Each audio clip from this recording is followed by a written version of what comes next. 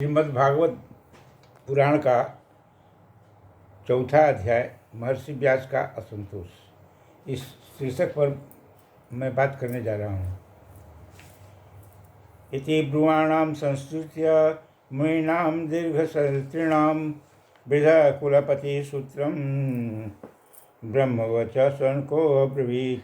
शौनकवाच सूत महाभाग वदनो वदतांबरः कथां भगवती पुण्यां यदाहं भगवान् शुकः। कस्मिन् युगे प्रवृत्तेयं स्यानि वाकेन हेतुना कृतः संचोदितः कृष्णः कृतवान् संगीतां मुने।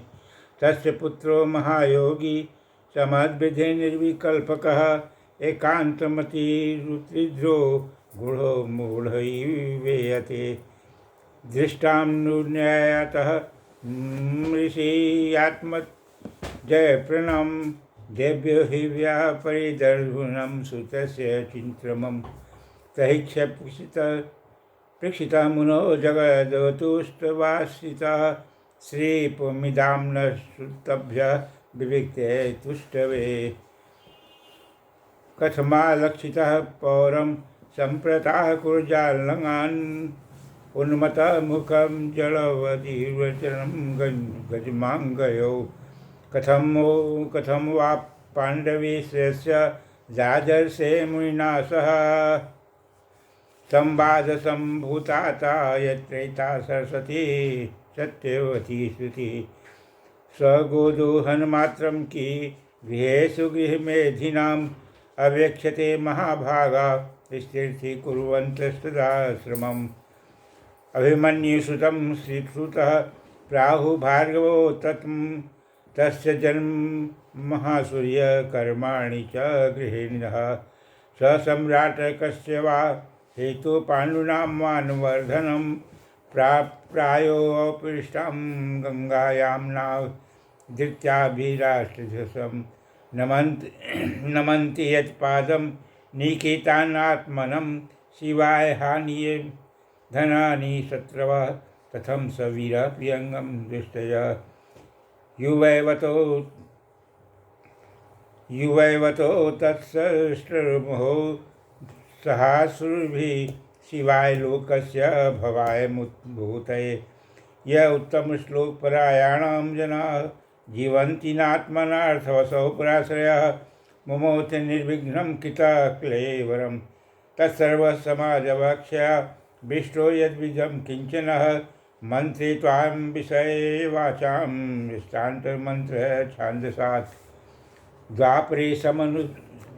द्वापरे समुन्नप्राप्ते तृतीययुगपर्धते जातः पाराशरा योगी वासभ्यां कथया हरे।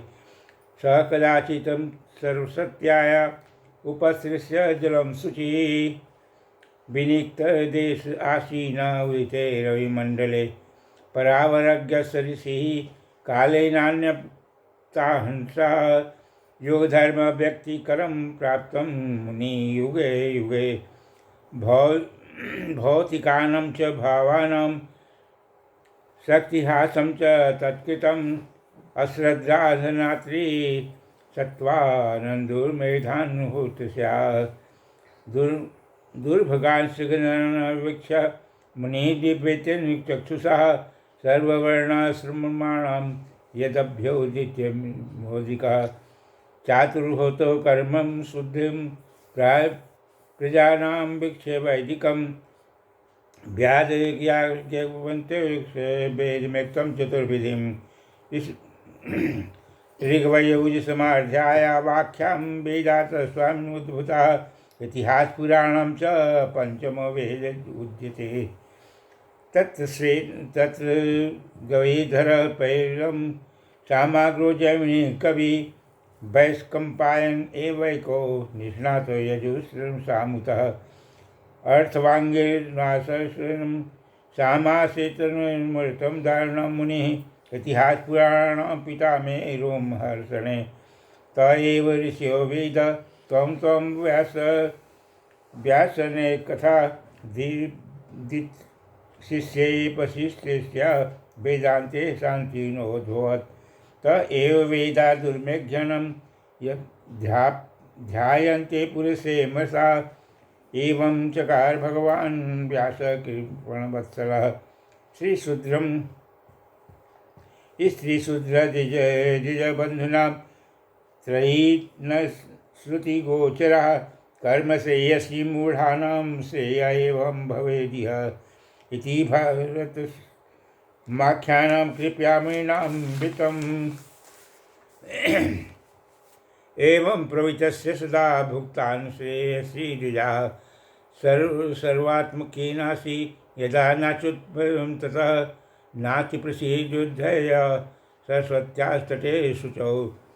विनर्कयनं विविक्तस्थ इंद्रं पुरोवाच धर्मवितः धृतव्रतेन किं मया छान्दांसि गुरुवो यज्ञवयं मानिता निर्बलीकेन घृतं चावनशासनं भारतव्यापी प्रदेशेन हास्यादर्शितः दृश्यते यत्र धर्मादि स्त्रीशूद्रादिभिर्युतः तथापि व्रतं मे दह्यो आत्मा चेतात्मनं विभो असम्पन्न इव्या भाति ब्रह्मचर्यस्मतमं किं वा भागवत्या धर्मा न प्राप्य निरूपिताः प्रिया परमहंसानां त एव हसत प्रिया तस्यैखिलामात्मानं मन्यमानस्य सिद्ध्यता कृष्णस्य नारदोऽभ्यागतोदाश्रमं प्रसादाङ्गुतां तमिमं ज्ञाय सहसा प्रत्यर्थागतं मुनिः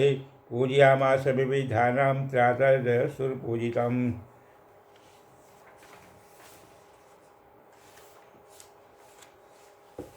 व्यास जी कहते हैं, उस दीर्घकालीन सत्र में सम्मिलित हुए मुनियों ने विद्यात वयोवृद्ध कुलपति ऋग्वेदी सौनक जी से सूत जी को पूर्वोक्त बात सुनकर के उनकी प्रशंसा की और कहा। सौनक जी कहते हैं, सूत जी आप वक्ताओं में श्रेष्ठ और बड़े भाग्यशाली हैं। जो कथा भगवान श्री सुखदेव जी कही थी वही भगवान श्री की पुण्यमयी कथा कृपा करके आप हमें बतावें। यह कथा किस युग में किस स्थान पर और किस कारण से हुई थी। मुनिवर श्री कृष्ण द्वैपायन को किसकी प्रेरणा से इस परमहंसों की संहिता का निर्माण किया था। उसके पुत्र सुखदेव जी बड़े योगी समदर्शी भेदभाव रहित स्थान संसार निद्रा से जगे एवं निरंतर एकमात्र परमात्मा ही स्थिर रहते हैं। वे छिपे रहने के कारण मूल से मालूम देते थे। व्यास जी कब संन्यास के लिए वन की ओर जाते हुए अपने पुत्र का पीछा कर रहे थे, उस समय जल में स्नान करने वाली स्त्रियों ने नंगे सुखदेव जी को देखकर तो वस्त्र धारण नहीं किया, परंतु वस्त्र पहने हुए व्यास जी को देख करके लज्जा से कपड़े पहन लिए। इस आश्चर्य को देख करके जब व्यास जी ने उन स्त्रियों से इसका कारण पूछा, तब उन्होंने उत्तर दिया कि आपकी दृष्टि में तो अभी स्त्री पुरुष का भेद बना हुआ है, परंतु आपके पुत्र की शुद्ध दृष्टि में यह भेद नहीं है। कुरजांगल देश में पहुँच करके हस्तिनापुर में वे पागल, गूंगे और जड़ के समान विचरते होंगे। नगरवासियों ने उन्हें कैसे पहचाना, पांडव नंदन राजश्री परीक्षित का इस मौनी सुखदेव जी के साथ संवाद कैसे हुआ, जिससे यह भागवत संहिता की रचना की। महाभाग श्री सुखदेव जी तो गृहस्थों के घरों को तीर्थ स्वरूपाय बना देने के लिए उतने ही देर उनके दरवाज़ों पर रहते हैं जितनी देर में एक गाय दुही जाती है। सूत जी, हमने सुना है कि अभिमन्यु नंदन परीक्षित भगवान के बड़े प्रेमी भक्त थे। उन्होंने अत्यंत आश्चर्यमय जन्म और जन्मों का भी वर्णन किया है। वे तो पांडव वंश की गौरव बढ़ाने वाले सम्राट थे। वे भला किस कारण से साम्राज्य लक्ष्मी का परित्याग करके गंगा तट पर मृत्यु पर्यंत अनशन का व्रत लेकर के बैठे थे। शत्रुघ्न अपने भले के लिए बहुत से धन लेकर के उसके चरण रखने की चौकी को नमस्कार करते थे। वे एक और युवक थे। उन्होंने उस दुष्ट लक्ष्मी को अपने प्राणों के साथ भला क्यों त्याग देने की इच्छा की। जिन लोगों का जीवन भगवान के आश्रित है वे तो संसार के परम कल्याण, अभ्युदय और समृद्धि के लिए ही जीवन धारण करते हैं। उससे उनका अपना कोई स्वार्थ नहीं होता। उनका शरीर तो दूसरों के हित के लिए था। उन्होंने विरक्त होकर के उसका परित्याग क्यों किया। वेद वाणी को छोड़ करके अन्य समस्त शास्त्रों के आप पारदर्शी विद्वान हैं सूर्य जी, इसलिए इस समय वे जो कुछ हमने आपसे पूछा है वह सब कृपा करके हमसे बताएं, वर्णन करें। सूर्य ने कहा कि इस वर्तमान चतुर्युग के तीसरे युग द्वापर में महर्षि पराशर के द्वारा वसु कन्या सत्यवती के गर्भ से भगवान के करुणा अवतार योगी राज व्यास का जन्म हुआ। एक दिन वे सूर्योदय के समय सरस्वती जी के पवित्र जल में स्नान आदि करके एकांत और पवित्र स्थान पर बैठे हुए थे। महर्षि भूत और भविष्य को जानते थे। उनकी दृष्टि अचूक थी। उन्होंने देखा कि जिसको लोग जान नहीं पाते, ऐसे समय के फेर से प्रत्येक युग में धर्म संकरता और उसके प्रभाव से भौतिक वस्तुओं को भी शक्ति का ह्रास होता है। संसार के लोग श्रद्धाहीन और शक्ति रहित हो जाते हैं। उनकी बुद्धि कर्तव्यों का ठीक निर्णय नहीं कर पाती और आयु भी कम हो जाती है। लोगों की इस भाग्यहीनता को देख करके उन मुनिवर ने अपने दिव्य दृष्टि से समस्त वर्णों और आश्रयों का हित कैसे हो, इस पर विचार किया। इन्होंने सोचा कि वेदोक्त चतुर्दोष कर्म लोगों का हृदय शुद्ध करने वाला है।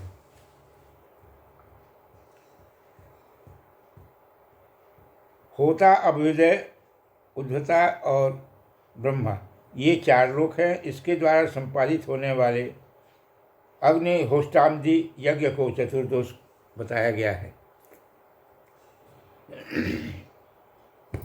व्यास जी के द्वारा ऋक, यजु, साम और अथर्व, इन चार वेदों का उद्धार अलग से हुआ है। इतिहास और पुराणों को पांचवा वेद बताया गया है। उनमें से ऋग्वेद के पैल, सामगान के विद्वान जैमिनी एवं यजुर्वेद के एकमात्र स्नातक वैशंपायन हुए थे। अथर्ववेद में प्राचीन हुए दरुणनंदन सुमंत मुनि। इतिहास और पुराणों के स्नातक मेरे पिता रोमहर्षण जी थे। इन पूर्वोक्त ऋषियों ने अपनी अपनी शास्त्र को और भी अनेक भागों में बांट दिया। इस प्रकार शिष्य प्रशिष्य और उनके शिष्यों द्वारा वेदों की बहुत सी शाखाएं बन गई। कम समझ वाले पुरुषों पर कृपा करके भगवान वेद व्यास ने इसलिए ऐसा विभाग कर दिया कि जिन लोगों को स्मरण शक्ति नहीं है या कम है, वे भी वेदों को धारण कर सके। स्त्री, शूद्र और पतित द्विजात तीनों ही वेद श्रवण के अधिकारी नहीं हैं। इसलिए वे कल्याणकारी शास्त्रोक्त कर्मों के आगमन से भूल कर बैठते हैं। अब इसके द्वारा उनका भी कल्याण हो जाए, यह सोच करके महामुनि व्यास जी ने बड़ी कृपा करके महाभारत इतिहास की रचना की। शौनक आदि ऋषियों, यद्यपि व्यास जी इस प्रकार अपनी पूरी शक्ति से सदा सर्वदा प्राणियों के कल्याण में ही लगे रहे, तथापि उनके हृदय में संतोष नहीं हुआ। उनका सब कुछ खिन्न सा हो गया। सरस्वती नदी के पवित्र तट पर एकांत में बैठ कर के धर्मवेता व्यास जी मन ही मन विचार करते हुए इस प्रकार कहते हैं। मैंने निष्कपट भाव से ब्रह्मचर्यादि व्रतों का पालन करते हुए वेद, गुरुजन और अप्रियों का आदर किया और उनकी आज्ञा का पालन किया। महाभारत की रचना के बहाने मैंने वेद के अर्थ को खोल दिया, जिससे स्त्री शूद्र आदि भी अपने अपने धर्म कर्म का ज्ञान प्राप्त कर लेते हैं। यद्यपि मैं ब्रह्म तेज से संपन्न और समर्थ हूँ, तथापि मेरा हृदय कुछ अपूर्ण काम सा जान पड़ता है। अवश्य ही अब तक मैंने भगवान को प्राप्त करने वाले धर्मों का प्रायः निरूपण नहीं किया है कि वे ही धर्म परमहंसों को प्रिय हैं और वे ही भगवान को भी प्रिय हैं। हो न हो, मेरी अपूर्णता का सही कारण यही है। श्री कृष्ण द्वैपायन व्यास इस प्रकार अपने को अपूर्ण सा मान करके जब खिन्न हो रहे थे, उसी समय पूर्वोक्त आश्रम पर देवर्षि नारद जी जा पहुँचते हैं। उन्हें आया देकर व्यास जी तुरंत खड़े हो जाते हैं। उन्होंने देवताओं के द्वारा सम्मानित देवर्षि नारद की विधिवत पूजा करने लगी।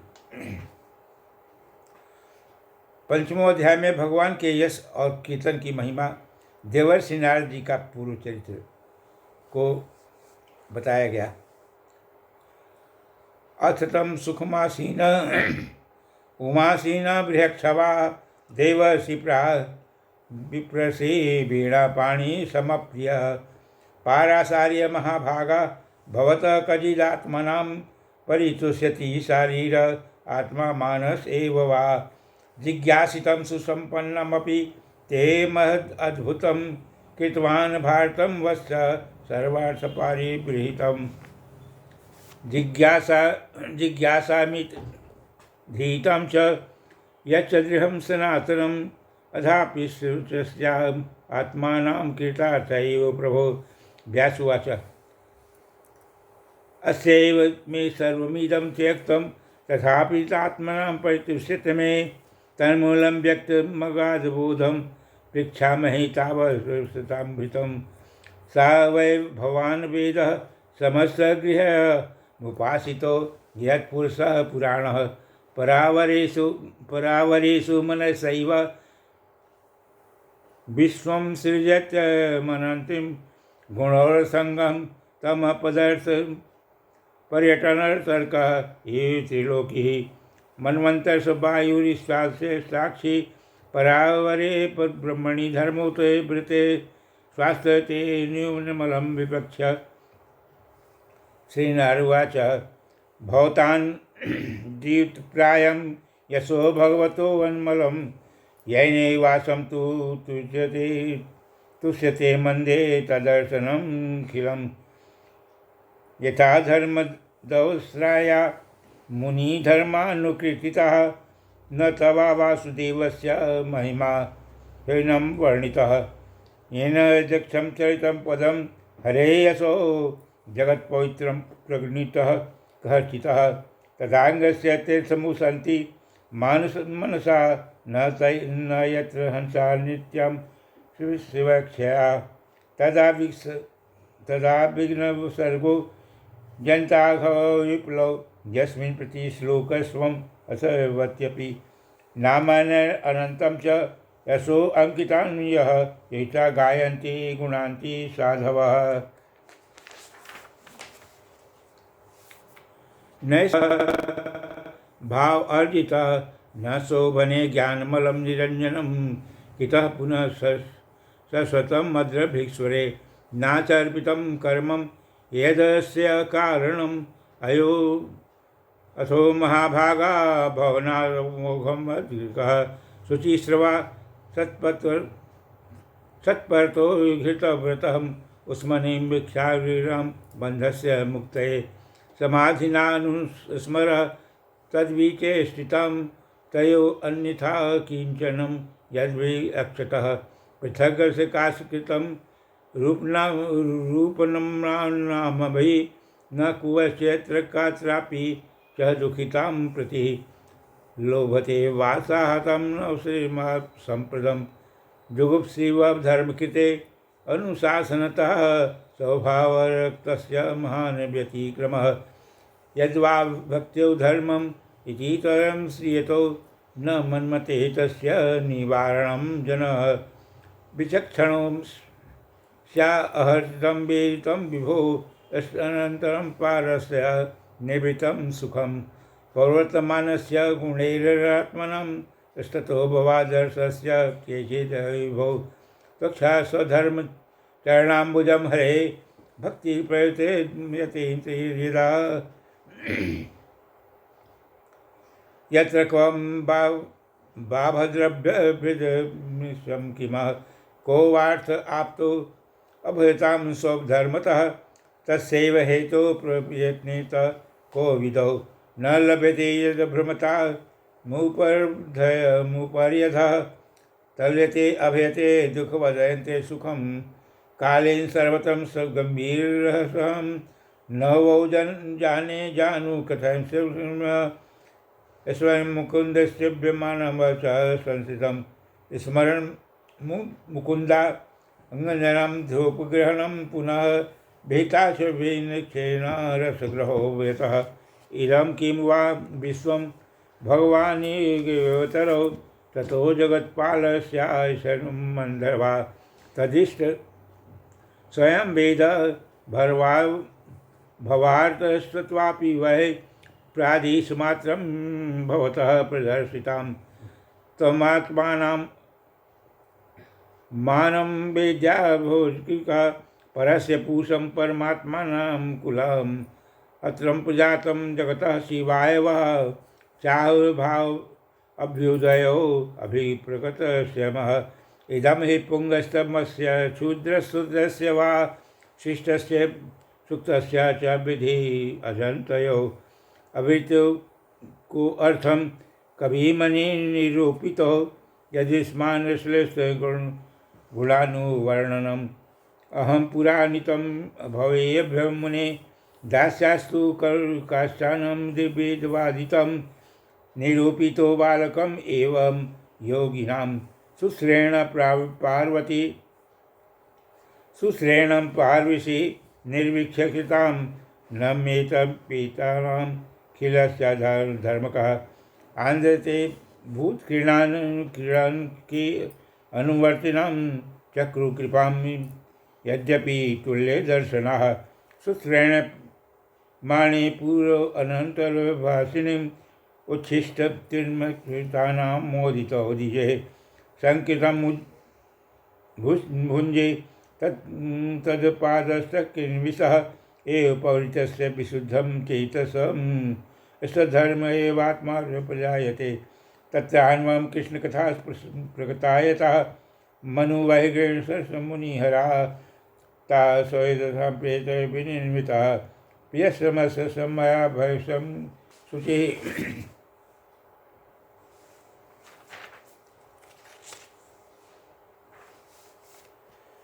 सूर्य जी कहते हैं, बाद में सुखपूर्वक बैठे हुए वीणा पाणी परम यशस्वी देवर्षि नारद मुनि ने मुस्कुरा करके अपने पास ही बैठे ब्रह्मर्षि व्यास जी से वर्णन करते हैं। नारद जी ने प्रश्न किया, महाभाग व्यास जी, आपके शरीर और मन दोनों ही अपने कर्म और चिंतन से संतुष्ट हैं न? अवश्य ही आपकी जिज्ञासा तो भली भांति पूर्ण हो गई है, क्योंकि आपने जो यह महाभारत की रचना की है वह बड़ी ही अद्भुत है। वह धर्म आज सभी पुरुषार्थों से परिपूर्ण है। सनातन ब्रह्म तत्व को भी आपने खूब विचारा है और जान भी लिया है, फिर भी प्रभु आप अकृतार्थ पुरुष के समान अपने विषय में शोक क्यों प्रकट कर रहे हैं? व्यास जी कहते हैं कि आपने मेरे विषय में जो कुछ कहा है वह सब ठीक है, वैसा होने पर भी मेरा हृदय संतुष्ट नहीं है। पता नहीं इसका क्या कारण है। आपका ज्ञान अगाध्य है। आप साक्षात ब्रह्मा जी के मानस पुत्र हैं, इसलिए मैं आपसे ही इसका कारण पूछता हूँ। नारद जी, आप समस्त गोपनीय रहस्यों को जानते हैं, क्योंकि आपने उन पुराण पुरुषों की आराधना की है, उपासना की है, जो प्रकृत पुरुष दोनों के स्वामी हैं और और असंग रहते हुए भी अपने संकल्प मात्र से गुणों के द्वारा संसार की सृष्टि, स्थिति और प्रलय करते रहते हैं। आप सूर्य की भांति तीनों लोकों में भ्रमण करते रहते हैं और योग बल से प्राणवायु के समान सबके भीतर रह करके अंतःकरणों के साक्षी भी हैं। योग अनुष्ठान नियमों के द्वारा परब्रह्म और शब्द ब्रह्म दोनों की पूर्ण प्राप्ति कर लेने पर भी मुझसे जो बड़ी कमी है उसे आप कृपा करके बतावें। नारद जी कहते हैं कि व्यास जी, आपने भगवान के निर्मल यश का गान प्रायः नहीं किया है। आप मेरी ऐसी मान्यता है कि जिससे भगवान संतुष्ट नहीं होते वह शास्त्र या ज्ञान अधूरा है। आपने धर्म आदि पुरुषार्थों का कैसा निरूपण किया है, भगवान श्री कृष्ण के महिमा का वैसा निरूपण नहीं किया गया। जिस वाणी से चाहे वह रस भाव अलंकार आदि से युक्त भी क्यों न हो, जगत को पवित्र करने वाले भगवान श्री कृष्ण के यश का कभी गान नहीं होता। वह तो कौओं के लिए और उच्छिष्ट फेंकने के स्थान के समान अपवित्र मानी जाती है। मानसरोवर के कमनीय कमल वन में विहरने वाले हंसों की तरह ब्रह्मधाम में विहार करने वाले भगवत चरण अरविंद आश्रित परमहंस भक्त कभी उसमें रमण नहीं करते। इनके विपरीत जिसमें सुंदर रचना भी नहीं है, जो दूषित शब्दों से युक्त है, परंतु जिसका प्रत्येक श्लोक भगवान के सुयश सूचक नामों से युक्त है, वह वाणी लोगों के सारे पापों का नाश करती है, क्योंकि सत्पुरुष वैसे ही वाणी का श्रवण गान और कीर्तन किया करते हैं। जो निर्मल ज्ञान भी जो मोक्ष की प्राप्ति का साक्षात साधन है, यदि भगवान की भक्ति से रहित हो, उसकी उतनी शोभा नहीं होती। फिर तो साधन और सिद्ध दोनों ही दशाओं में सदा ही अमंगल स्वरूप वह काम जो भगवान को अर्पण नहीं किया गया, ऐसे निष्काम कर्म भी कैसे सुशोभित हो सकते हैं। महाभाग व्यास जी, आपकी दृष्टि अमोघ है, आपकी कीर्ति पवित्र है, आप सत्यपरायण एवं दृढ़ व्रत हैं। इसलिए अब आप संपूर्ण जीवों को बंधन की मुक्ति करने के लिए समाज के द्वारा भगवान की लीलाओं का स्मरण करें। जो मनुष्य भगवान की लीला के अलावा और कुछ करने की इच्छा करता है, वह उस इच्छा से ही निर्मित अनेक नाम और रूपों के चक्कर में पड़ जाता है। उसकी बुद्धि भेदभाव से मर जाती है। जैसे हवा के झकोरों से डगमगाती हुई लोगों की कहीं भी ठहरने का ठौर नहीं मिलता, वैसे ही उनकी चंचल बुद्धि कहीं भी स्थिर नहीं होती। संसारी लोग संभाव से ही विषयों में फंसे होते हैं। धर्म के नाम पर उन्होंने निंदित सकाम कर्म करने की आज्ञा दे दी है। वह बहुत ही उल्टी बात हुई, क्योंकि मूर्ख लोग अपने वचनों से पूर्वोक्त निंदित कर्म को ही धर्म मान करके यही मुख्य धर्म है ऐसा निश्चित करके उसका निषेध करने वाले वचनों को ठीक नहीं मानते। भगवान अनंत हैं। कोई विचारवान ज्ञानी पुरुष संसार की ओर से निवृत्त होकर के उनके स्वरूपभूत परमानंद का अनुभव कर सकता है। अतः जो लोग पारमार्थिक विधि से रहित और गुणों के द्वारा नचाए जा रहे हैं, उनके कल्याण के लिए ही आप भगवान की लीलाओं का सर्वसाधारण के हित की दृष्टि से वर्णन करें। जो मनुष्य अपने धर्म का परित्याग करके भगवान के चरण कमलों का भजन सेवन करते हैं, भजन परिपक्व हो जाने पर तो बात ही क्या है। यदि उसके पूर्व ही उसका भजन छूट जाए तो क्या वही क्या कहीं भी उसका कोई अमंगल हो सकता है? परंतु जो भगवान का भजन नहीं करते और केवल स्वधर्म का पालन करते हैं, उन्हें कौन सा लाभ मिलता है? बुद्धिमान मनुष्य को चाहिए कि वह उसी वस्तु की प्राप्ति के लिए प्रयत्न करें जो जो तिनके से लेकर कर ब्रह्म पर्यंत समस्त ऊंची नीची योगियों में कर्मों के कारण उनके आने जाने पर भी स्वयं प्राप्त नहीं होती। संसार के विषय सुख तो कैसे बिना चेष्टा के दुख मिलते हैं, वैसे ही कर्म के फलस्वरूप अचिंत्य गति समय के फेर से सबको हर जगह स्वभाव से ही मिल सकते हैं।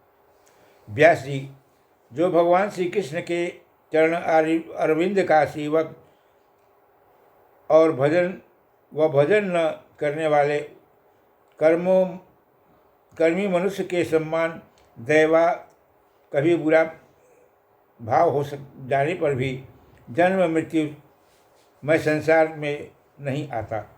वह भगवान के चरण कमलों के आलिंगन का स्मरण करके फिर उसे छोड़ना नहीं चाहता। जो रस का चमका जो लग चुका है, जो रस का चस्का लग चुका है, जिनसे जगत की उत्पत्ति स्थिति और प्रलय होते हैं, वे भगवान ही इस विश्व के रूप में रहे हैं। ऐसा होने पर भी इससे विलक्षण है, इस बात को आप स्वयं जानते हैं। तथापि मैंने आपके संकेत मात्र का कर दिया है। व्यास जी, आपकी दृष्टि अमोघ है।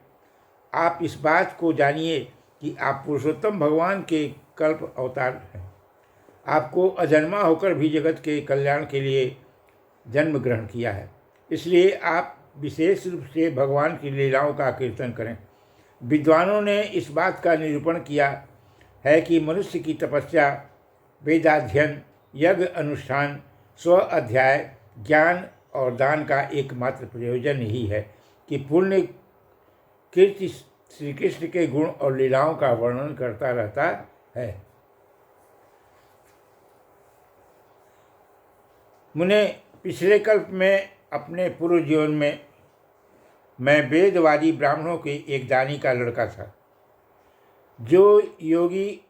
वे योगी वर्षा ऋतु में एक स्थान पर चातुर्मास्य व्रत कर रहे थे। बचपन में ही मैं उनकी सेवा में नियुक्त कर दिया गया था। मैं यद्यपि बालक था, फिर भी किसी प्रकार की चंचलता नहीं करता था। जितेंद्रिय था, खेलकूद से दूर रहता था और आज्ञानुसार उनकी सेवा करता था। मैं बोलता भी कम था। मेरे इस शील स्वभाव को देख करके समदर्शी मुनियों ने मुझे सेवक पर अत्यंत अनुग्रह किया। उनकी अनुमति प्राप्त करके बर्तनों में लगा हुआ जूठन में एक बार खा लिया करता था। इससे मेरे सारे पाप नष्ट हो गए। इस प्रकार उनकी सेवा करते करते मेरा हृदय शुद्ध हो गया और वे लोग जैसे भजन पूजन करते थे, उसी में मेरी भी रुचि हो गई। प्यारे व्यास जी, उस सत्संग में उन लीलागान परायण महात्माओं के अनुग्रह से मैं प्रतिदिन श्री कृष्ण की मनोहर कथा सुना करता था। श्रद्धापूर्वक एक एक पद श्रवण करते करते प्रिय कीर्ति भगवान में मेरी रुचि बढ़ती जाती थी।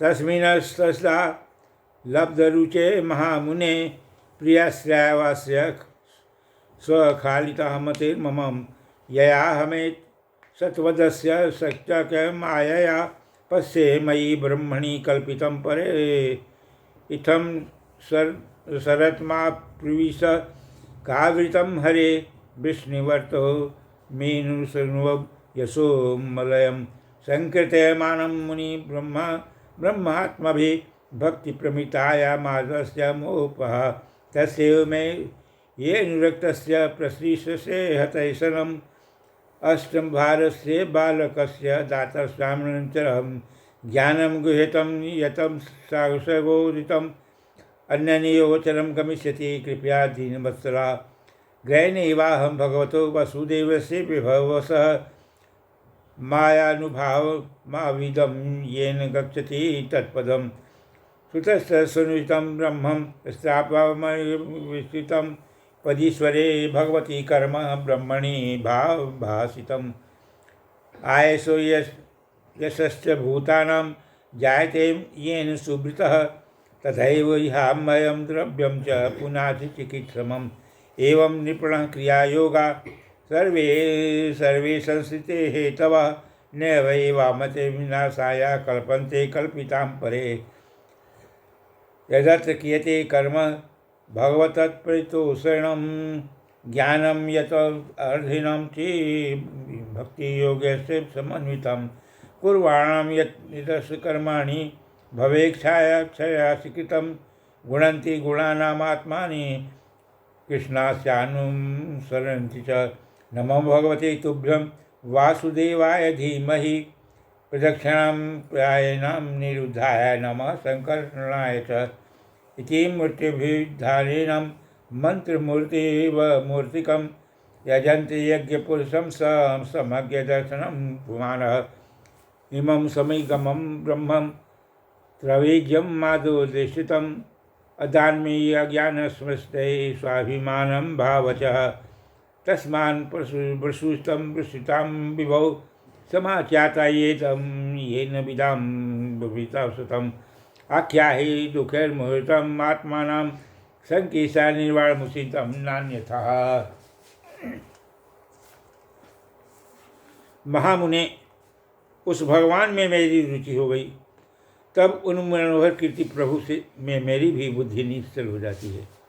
इस बुद्धि से मैं इस संपूर्ण सत और असत रूप जगत के को अपने पर ब्रह्म स्वरूप आत्मा में माया से कल्पित देखने लगा। इस प्रकार शरद और वर्षा, इन दो ऋतुओं में तीनों समय उन महात्मा मुनियों ने श्रीहरि के निर्मल यश का संकीर्तन किया और मैं प्रेम से प्रत्येक बात सुनता रहा। अब चित्त के रजोगुण और तमोगुण को नाश करने वाले भक्ति का मेरे हृदय में प्रादुर्भाव हो जाता है। मैं उनका बड़ा ही अनुरागी था, विनयी था। उन लोगों की सेवा से मेरे पाप नष्ट हो चुके थे। मेरे हृदय में श्रद्धा थी, इंद्रियों में संयम था और शरीर, वाणी और मन में उनका आज्ञाकारी था। उन दिन वत्सल महात्माओं ने जाते समय पूछा, उस समय कृपा करके मुझे उस गुह्यतम ज्ञान का उपदेश किया जिसका उपदेश स्वयं भगवान ने अपने श्रीमुख से किया है। उस उपदेश से ही जगत के निर्माता भगवान श्री कृष्ण की माया के प्रभाव को मैं जान करके, जिसके जान लेने पर उनके परम पद की प्राप्ति हो जाती है। सत्य स्वरूप व्यास जी पुरुषोत्तम भगवान श्री कृष्ण के प्रति समस्त कर्म को समर्पित कर देना ही संसार के तीनों तापों को एकमात्र औषधि है। यह बात मैंने आपको बतला दी। प्राणियों को जिस पदार्थ के सेवन से जो रोग हो जाता है, वही पदार्थ चिकित्सा अवधि के अनुसार प्रयोग करने पर क्या उस रोग को दूर नहीं करता। इसी प्रकार यद्यप सभी कर्म मनुष्य को जन्म मृत्यु रूप संसार के चक्र में डालने वाले हैं, तथापि जब वे भगवान को समर्पित कर दिए जाते हैं तब उनका कर्मपना ही नष्ट हो जाता है। इस लोक में जो शास्त्र विहित कर्म भगवान की प्रसन्नता के लिए किए जाते हैं, उन्होंने पराभक्ति युक्त ज्ञान को प्राप्त होती है। उस भगवत अर्थ कर्म के मार्ग में भगवान के आज्ञानुसार आचरण करते हुए लोग बार बार श्री कृष्ण के मुख, गुण और नाम का कीर्तन तथा ध्यान करते हैं। प्रभु, आप भगवान श्री वासुदेव को नमस्कार है, हम आपका ध्यान करते हैं। यद्यप अनिरुद्ध और संकर्षण को भी नमस्कार है। इस प्रकार वे पुरुष चतुर्व्यूह रूपी भगवान मूर्तियों के नाम द्वारा प्राकृत मूर्ति रहित अप्राकृतिक मत्स्य मूर्ति भगवान यज्ञ पुरुष का पूजन करता है उसी का ज्ञान पूर्ण और यथार्थ है। ब्राह्मण, जब मैंने भगवान की आज्ञा का इस प्रकार पालन किया तब फिर इस बात को जान करके भगवान श्री कृष्ण ने मुझे आत्मज्ञान, ऐश्वर्य और अपनी भाव रूपा प्रेम भक्ति का दान किया। व्यास जी, आपका ज्ञान पूर्ण है, आप भगवान की ही कीर्ति का, उनकी प्रेममय लीला का वर्णन करें। इससे बड़े बड़े ज्ञानियों की भी जिज्ञासा पूर्ण होती है। जो लोग दुखों के द्वारा बार बार रौंदे जाते हैं, उनके दुख की शांति इसी से हो सकती है, अन्यथा कोई उपाय दूसरा नहीं है। श्री कृष्ण गोविंद हरे मुरारी, हे नाथ नारायण वासुदेव। श्री कृष्ण गोविंद हरे मुरारी, हे नाथ नारायण वासुदेव। श्री कृष्ण गोविंद हरे मुरारी, हे नाथ नारायण वासुदेव। श्री कृष्ण गोविंद हरे मुरारी, हे नाथ नारायण वासुदेव। श्री कृष्ण गोविंद हरे मुरारी, हे नाथ नारायण वासुदेव।